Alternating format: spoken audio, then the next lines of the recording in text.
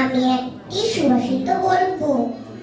উত্তরং যস্য সমুদ্রস্য যস্য হিমালয়স্যৈব দক্ষিণাম বর্ষং তদ্ভারতং নমো ভারতী যত্র সন্ততি।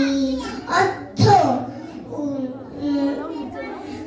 সমুদ্রের উত্তরে এবং হিমালয়ের দক্ষিণে যে দেশ তারই নাম ভারতবর্ষ।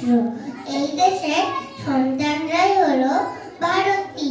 উত্তরং যস্য যস্য হিমালয়স্যৈব দক্ষিণাম বর্ষং তদ্ভারতং নমো ভারতী যত্র সন্ততি।